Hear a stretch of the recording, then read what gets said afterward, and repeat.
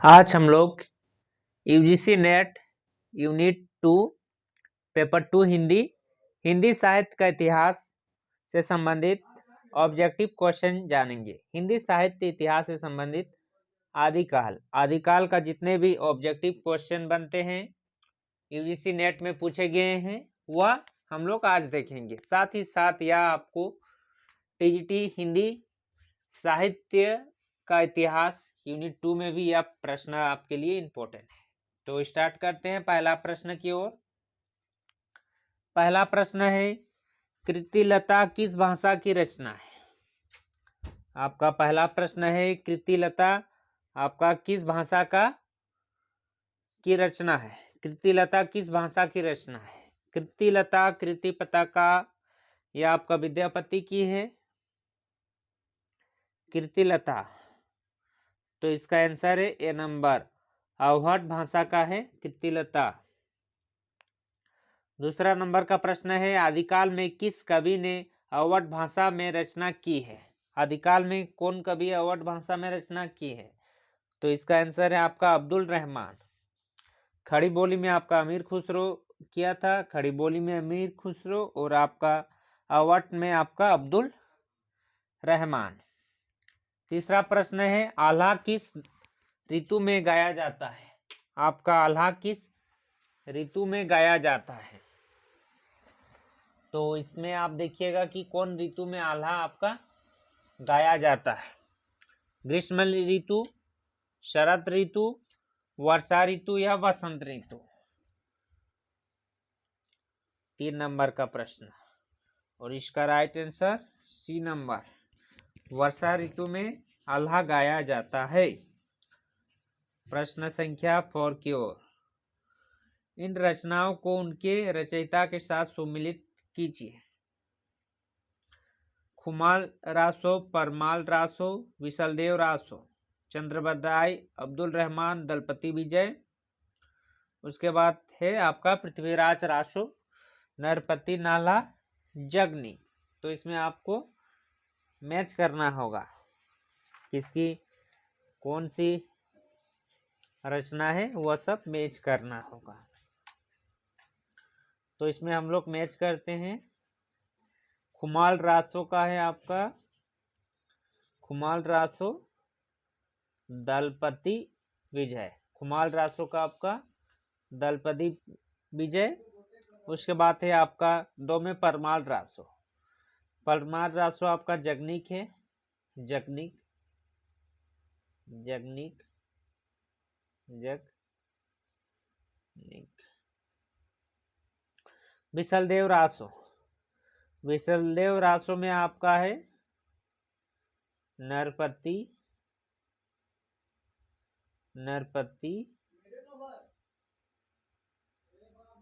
नाल्हा।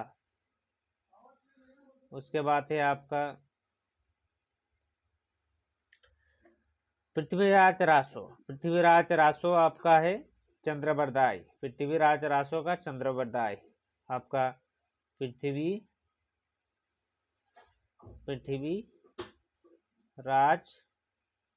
रासो। पृथ्वीराज रासो का आपका चंद्रबरदाई। यानी आप फिर से देखिए, खुमाल रासो आपका है दलपति विजय। खुमाल रासो दलपति विजय, खुमाल रासो दलपति विजय, खुमाल रासो दलपति विजय। परमाल रासो आपका जगनिक, परमाल रासो जगनिक। विशलदेव रासो नरपति नाला, विशलदेव रासो नरपति नाला। पृथ्वीराज रासो आपका चंद्रबरदाई। 4 number complete. 5वें नंबर की ओर चलते हैं। 5वां नंबर है, हिंदी साहित्य के आदिकाल का अभिनव जयदेव किसे कहा जाता है? जो हिंदी साहित्य का आदिकाल का अभिनव जयदेव किसे कहा जाता है? तो अभिनव जयदेव आदिकाल में आप किसे कहा जाता है? तो इसका राइट आंसर है आपका विद्यापति को अभिनव जयदेव कहा जाता है। अभिनव जयदेव आदिकाल का अभिनव, हिंदी साहित्य का आदिकाल का अभिनव जयदेव विद्यापति। जून 2006 का प्रश्न है। 6 नंबर में है, इन रचनाकारों की भाषा को संघ भाषा किसे कहा गया है? संघ भाषा किसे कहा गया है? बोध सिद्ध रासक परंपरा के कवि, संत कवि, जैन मुनि। जून 2007 का प्रश्न है ये वाला। तो इसका आंसर क्या होगा? इसका आंसर यह होगा आपका बोध सिद्ध है। ये नंबर इसका राइट आंसर होगा। 7 नंबर की ओर चलते हैं। आपको इन रचनाओं को उनकी काव्य भाषा के साथ सुमिलित करें। इसका रचना है, उसके काव्य भाषा के साथ सुमिलित करना होगा। यानी कौन काव्य में कौन सी भाषा में क्या क्या लिखे गए हैं वह सब आपको इसमें सुमिलित करना होगा। 7 नंबर। तो इसमें हम लोग देखते हैं, पहला में है आपका बिसलदेव रासो। बिसलदेव रासो आपका अभ्रंश में लिखा गया था। बिसलदेव रासो अभ्रंश, यानी एक का बी नंबर, एक का 2 नंबर। एक का 2 नंबर किस में आ रहा है? एक का 2 नंबर आपका सी में आ रहा है। एक का 2 नंबर चार्या गीत, आपका चार्या गीत बी। इसका 3 नंबर सिद्ध भाषा। विद्यापति पदावली, विद्यापति का पदावली आपका मैथिली में है। विद्यापति को मैथिल कोकिल कहा जाता है। पृथ्वीराज सरासो आपका हिंदवी में है, हिंदी उर्दू मिक्स हिंदवी में। तो इस प्रकार मैच करता है आपका विजयपाल रासो अभ्रंश, विजयपाल रासो अभ्रंश। चार्या गीत सिद्धा भाषा। विद्यापति पदावली मैथिली, विद्यापति पदावली मैथिली। उसके बाद है पृथ्वीराज रासो, पृथ्वीराज रासो का भाषा है हिंदवी। 7 नंबर इसी के साथ समाप्त। 8 नंबर की ओर चलते हैं। आचार्य शुक्ल ने के अनुसार हिंदी साहित्य की आविर्भाव कब से माना जाता है? प्राकृत से, संस्कृत से, प्राकृतिक के अंतिम अभ्रंश अवस्था से या पाली से? मतलब शुक्ल के अनुसार आपका हिंदी साहित्य का आविर्भाव यानी स्टार्ट कब से माना जाता है? दिसंबर 2007 का प्रश्न है। 8 नंबर। और इसका राइट आंसर है आपका प्राकृत की अंतिम अभ्रंश अवस्था से माना जाता है। जो प्राकृत का अंतिम अभ्रंश अवस्था है उसे माना जाता है। 9 नंबर के प्रश्न की ओर चलते हैं।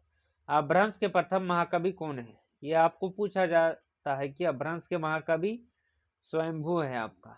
अभ्रंश के महाकवि स्वयंभू। हिंदी के प्रथम महाकाव्य आपका क्या है? पृथ्वीराज रासो, हिंदी में पृथ्वीराज रासो। रामचरितमानस आपका अवधि में है। पृथ्वीराज रासो महाकाव्य। 11 नंबर का प्रश्न है आदिकाल साहित्य में वीर रस की रचनाओं में प्रायः किस भाषा का प्रयोग किया जाता है? जो वीर रस का था उसमें प्रायः आपका डिंगल भाषा का प्रयोग किया जाता था। Dingal, C number right answer, Dingal भाषा का। शब्द अनुशासक के लेखक कौन है? शब्द अनुशासक के लेखक कौन है? तो शब्द अनुशासक के लेखक आपका हेमचंद्र है। हेमचंद, 9 आंसर हेमचंद्र है। हेमचंद्र 2009 का प्रश्न है। चलते हैं 13 नंबर की ओर। 13 नंबर का प्रश्न है आपका खलीक बारी किसकी रचना है? खलीक बारी। आप तो इसका खलीक बारी आपका अमीर खुसरो का है। खलीक बारी, मुकरिया, पहलिया।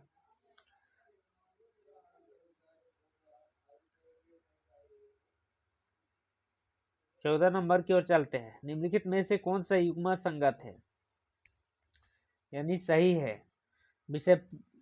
बिसलदेव रासो, नरपति नाहला, ये आपका युग्म संगत है। खुमाल रासो जगनीक, ये गलत है। विजयपाल रासो चंद्रबरदाई, ये भी। परमाल रासो दलपति विजय, ये भी गलत है। यानी कि बिसलदेव रासो नरपति नाहला सही है। 2009 का प्रश्न, राइट आंसर 1 नंबर। 15 नंबर की ओर चलते हैं। डिंगल भाषा का संबंध किस साहित्य है? आपका डिंगल भाषा, डिंगल पिंगल आपका राजस्थानी साहित्य से संबंध है। बी नंबर इसका राइट आंसर है, राजस्थानी साहित्य। 16 नंबर का प्रश्न की ओर चलते हैं। 16 नंबर, रासो शब्द की उत्पत्ति रसायन के से किसने मानी है? जो रसायन है उससे माना है, किसने माना है रासो शब्द की उत्पत्ति? गर्षदासी, पंडित रामनारायण दुगड़, रामचंद्र शुक्ला, पंडित हरप्रसाद शास्त्री। तो इसका राइट आंसर है आचार्य रामचंद्र शुक्ला। रामचंद्र शुक्ला ने माना है। 17 नंबर का प्रश्न है, आदिकाल रचनाओं का सही अनुक्रम कौन सा है? भरतेश्वर, बाहुबली रास, अस्तुलभद्र रास, नेमिनाथ रास, संगीत रत्नाकर, अस्तुलभद्र रास, नेमिनाथ रास, संगीत रत्नाकर, भरतेश्वर, बाहुबली रास, नेमिनाथ रास, अस्तुलभद्र रास, भरतेश्वर, बाहुबली रास, संगीत रत्नाकर। संगीत रत्नाकर, भरतेश्वर, बाहुबली रास, अस्तुलभद्र रास, नेमिचंद्र रास। 2011 का प्रश्न है और इसका राइट आंसर है आपका पहले भरतेश्वर बाहुबली रास हुआ, भरतेश्वर बाहुबली रास, उसके बाद अस्तुलिभद्र रास, नेमिनाथ रास, संगीत रत्नाकर। आपका ये नंबर राइट आंसर। 18 नंबर की ओर चलते हैं। पुष्पदत्त किस शताब्दी के कवि थे? पुष्पदत्त किस शताब्दी के कवि थे? 8वीं शताब्दी, 7वीं शताब्दी, 10वीं शताब्दी, 11वीं शताब्दी। जून 2012 का प्रश्न है, 18 नंबर, और इसका राइट आंसर है आपका 10वीं शताब्दी। सी नंबर। 19 नंबर के प्रश्न की ओर चलते हैं। रचनाकार की दृष्टि से निम्नलिखित कृतियों का सही अनुक्रम क्या है? मतलब पहले कौन लिखा गया है, सही अनुक्रम में आपको देना होगा। तो पहले आपका है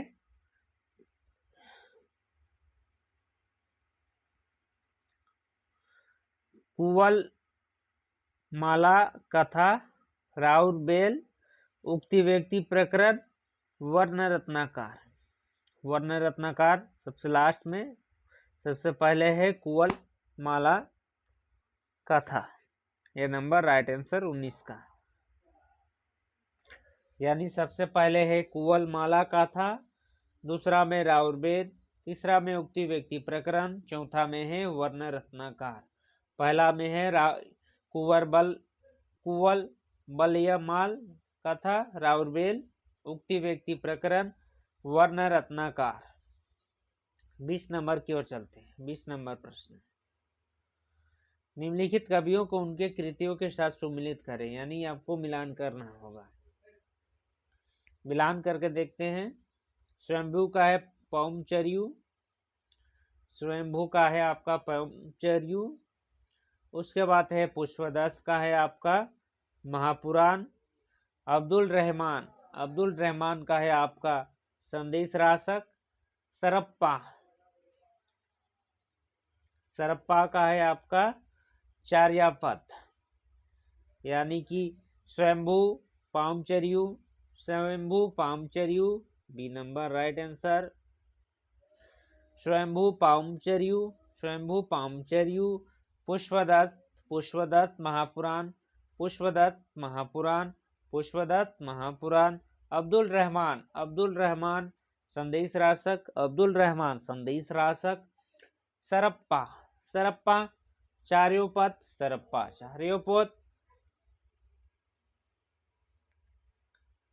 21 नंबर की ओर चलते हैं। निम्नलिखित रचनाकारों के साथ उनकी रचनाओं को सम्मिलित कीजिए। ज्योतिश्वर ठाकुर, दामोदर भट्ट, नरपति नाल्हा, रोड, राउरबेल, उक्ति व्यक्ति प्रकरण, विशलदेव रासो, वर्ण रत्नाकार, खुमाल रासो। इसमें आपको मिलान करना होगा, तो मिलान करके देखते हैं। आपका ज्योतिश्वर ठाकुर आपका वर्ण रत्नाकार। उसके बाद है दामोदर भट्ट है आपका उक्ति व्यक्ति प्रकरण। नरपति नाहला, नरपति नाहला आपका है बिसलदेव रासो। रोट, रोट है आपका राउरबेल। ज्योतिश्वर ठाकुर, ज्योतिश्वर ठाकुर वर्ण रत्नाकार, ज्योतिश्वर ठाकुर वर्ण रत्नाकार। दामोदर भट्ट, दामोदर भट्ट उक्ति व्यक्ति प्रकरण, दामोदर भट्ट उक्ति व्यक्ति प्रकरण, दामोदर भट्ट उक्ति व्यक्ति प्रकरण। नरपति नाहला, नरपति नाहला आपका विशलदेव, नरपति नाहला विशलदेव, नरपति नाहला विशलदेव।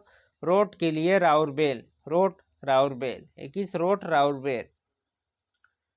22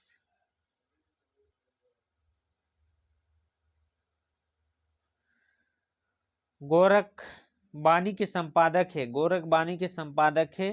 गोरख बानी के आपका संपादक कौन है? आपका है पीतम्बर दत्त बड़ध्वाल, पीतम्बर दत्त बड़ध्वाल।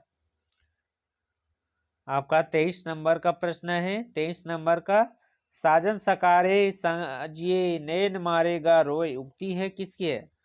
साजन सकारे जागिए नैन मानेगा रोय उक्ति आपका है हिंदी खड़ी बोली के फेमस शायर अमीर खुसरो का। खुसरो की रचना खलिकवारी वस्तुता है, पहलियों का संकलन, कहमूरियों मुकरियों का संकलन, फारसी हिंदी शब्दकोश, मनोरंजन परक रचना। तो इसको नाम है आपका फारसी हिंदी का शब्दकोश है आपका खलिकवारी, आपका फारसी हिंदी का शब्दकोश है। C number right answer. Hindi समीक्षक ने विद्यापति की पदावली को जीव और परमात्मा के संबंध का रूपक माना है। तो यह कथन किसका है? आपका हजारी प्रसाद द्विवेदी। बी में है आनंद कुमार स्वामी, शिव प्रसाद सिंह। डी में है रामबृज बेनीपुरी। तो इसका राइट आंसर है आपका बी नंबर, आनंद कुमार स्वामी। आनंद कुमार स्वामी इसका राइट आंसर है, बी नंबर आनंद कुमार स्वामी। इसी के साथ चलते हैं हम 26 नंबर की ओर।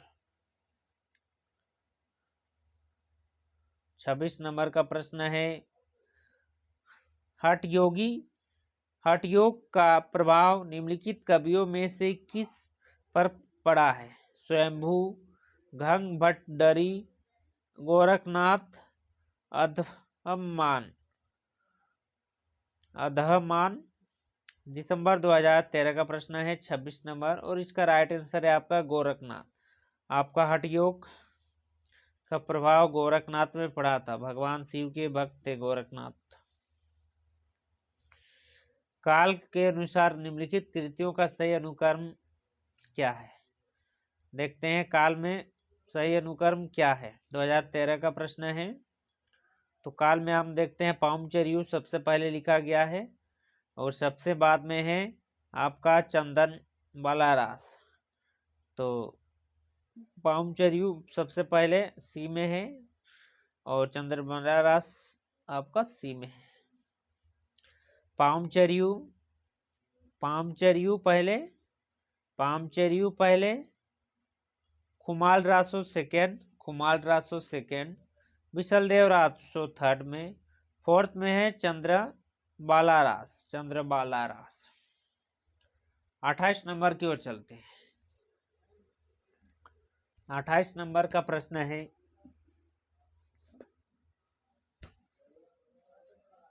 अट्ठाईस में है आपका उक्ति व्यक्ति प्रकरण ग्रंथ का विषय है।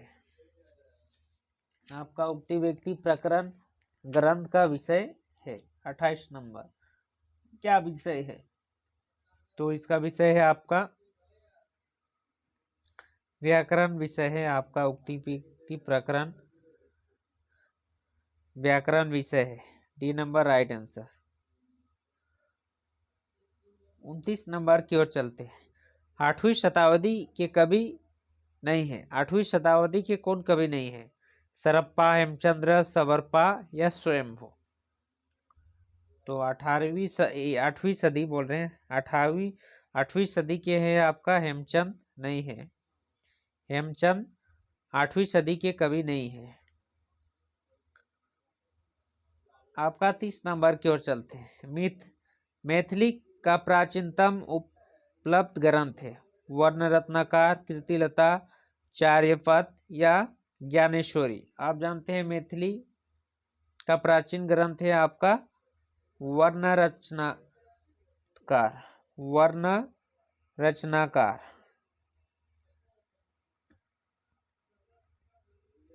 31 नंबर की ओर चलते हैं। बोधगान ओ दोहा का संपादक किसने किया है? बोधगान ओ दोहा का संपादक किसने किया है? तो इसका आंसर है आपका हरप्रसाद शास्त्री। हरप्रसाद शास्त्री आपका बोधगान ओ दोहा का संपादक किया है। 32 में दोहा या दोहा किस भाषा का लोकप्रिय छंद रहा है? दोहा या दोहा किस भाषा का आपका लोकप्रिय छंद रहा? तो आप इसका लोकप्रिय छंद है आपका अपभ्रंश का। दोहा या दोहा अपभ्रंश का लोकप्रिय छंद है। 33 नंबर की ओर चलते हैं। कबीर की अपेक्षा खुसरो का ध्वनि बोलचाल की भाषा की ओर अधिक था, यह किसका कथन है? तो यह कथन किसका है? यह कथन आपका रामचंद्र शुक्ल का यह कथन है कि कबीर की अपेक्षा खुसरो का ध्यान बोलचाल की भाषा में अधिक था। यह रामचंद्र शुक्ल का कथन है। चलते हैं आपका 34 नंबर की ओर। 34 नंबर का प्रश्न है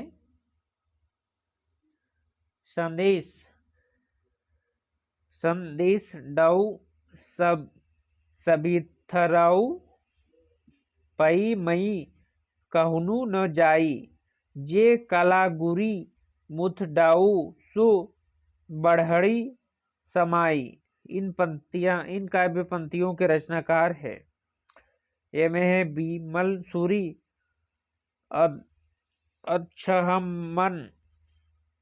अच्छहमन, हेमचंद, दामोदर भट्ट। 2015 का प्रश्न है 34 नंबर और इसका आंसर है आपका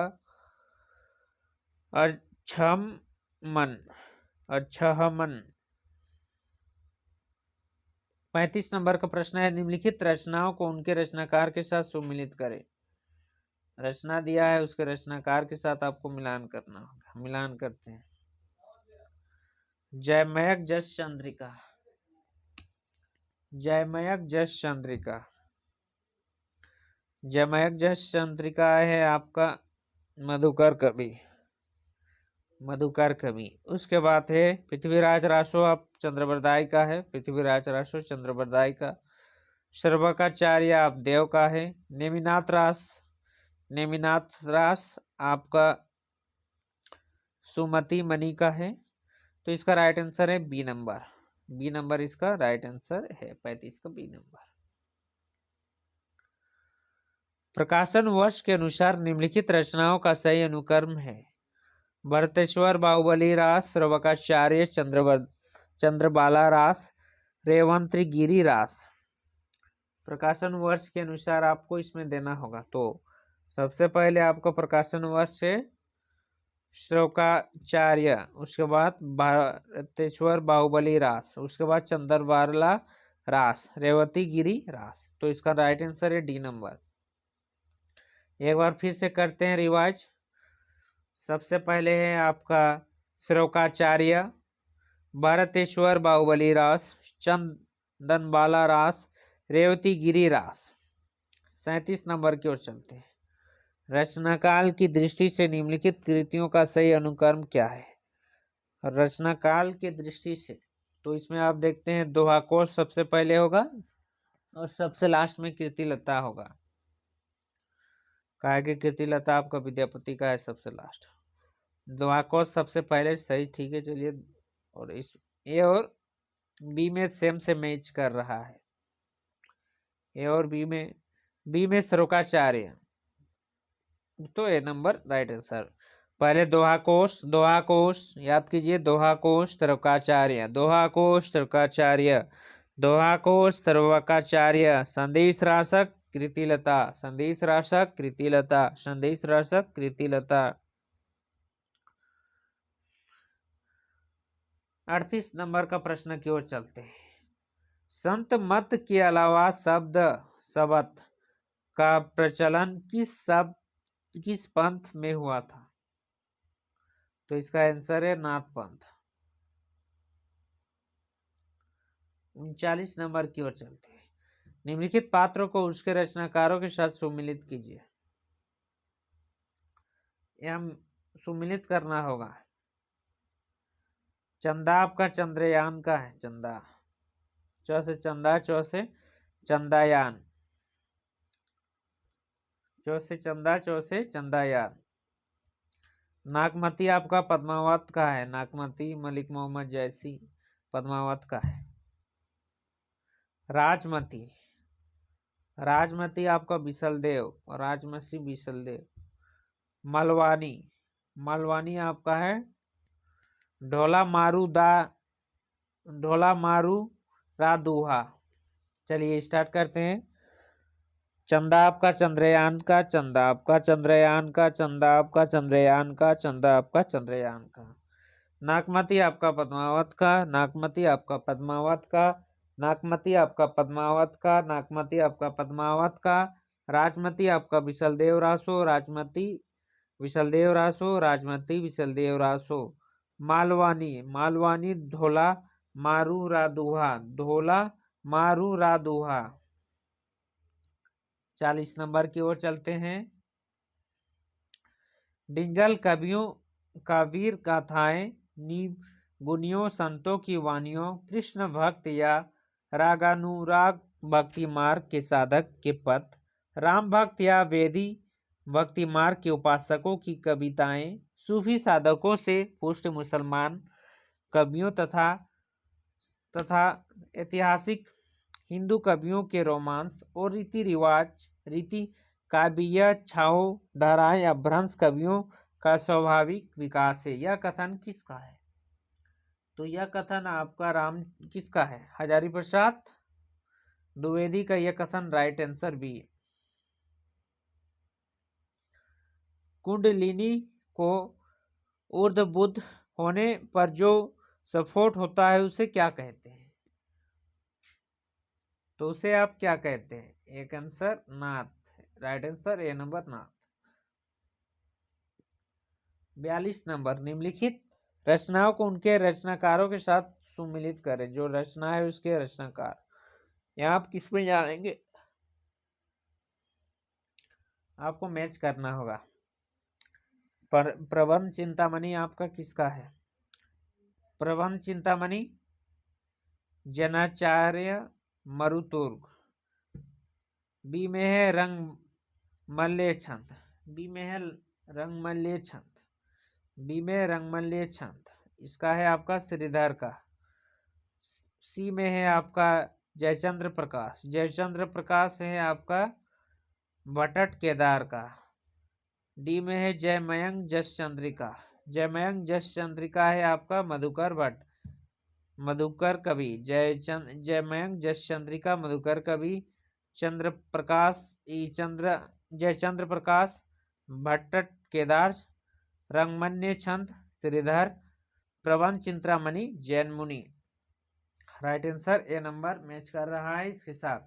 43 नंबर की ओर चलते हैं। टोटल 45 क्वेश्चन आनेंगे नेक्स्ट वीडियो में, फिर बाकी सब। पुरुष परीक्षा किस कवि की रचना है? पुरुष परीक्षा किस कवि की रचना है? तो इसका आंसर है पुरुष परीक्षा आपका विद्यापति की रचना है। पुरुष परीक्षा आपका विद्यापति की रचना है। निम्नलिखित में से कौन सा विद्वान पृथ्वीराज रासो की सर्वदा अप्रामाणिक ग्रंथ मानने वालों में शामिल नहीं है? 44 का राइट आंसर है आपका यह विद्वान मोहनलाल विष्णुलाल पांड्या आपका पृथ्वीराज रासो को सर्वदा अप्रामाणिक ग्रंथ मानते हैं, में शामिल नहीं है। लास्ट क्वेश्चन, उसके बाद नेक्स्ट वीडियो में बाकी क्वेश्चन। रामबृज बेनीपुरी के अनुसार लेखक काल की दृष्टि से विद्यापति की रचनाओं का सही क्रम लिखे। रामबृज बेनीपुरी के अनुसार विद्यापति का सही क्रम तो विद्यापति आपका कृतिलता लिखे थे पहले और कृति पताका लास्ट में कृति पताका, पहले कृतिलता का यहाँ भी है, लास्ट में कृति पताका यहाँ नहीं है, ये भी आंसर ये भी कट गया, तो राइट आंसर ए नंबर। तो करते हैं विद्यापति रामबृज बेनीपरी के अनुसार लेखन काल की दृष्टि से विद्यापति के रचनाओं का सही अनुक्रम कृतिलता कृतिलता कृतिलता कृतिलता कृतिलता। पहले कृतिलता, सेकंड में भू परिक्रमा, थर्ड में पुरुष परीक्षा, फोर्थ में कृति पताका, पहले कृतिलता भू परिक्रमा, परीक्षा पुरुष परीक्षा, कृतिलता भू परिक्रमा पुरुष परीक्षा, कृति पताका, कृतिलता भू परिक्रमा पुरुष परीक्षा, कृति पताका। ये आपका विद्यापति की रचना का कालक्रम है जो रामबृज बेनीपुरी द्वारा कहे गए हैं। तो ये 2017 का प्रश्न है। साथ ही साथ 45 प्रश्न खत्म। नेक्स्ट वीडियो में बाकी प्रश्न के साथ मिलते हैं। आपके साथ बने रहे हमारे साथ।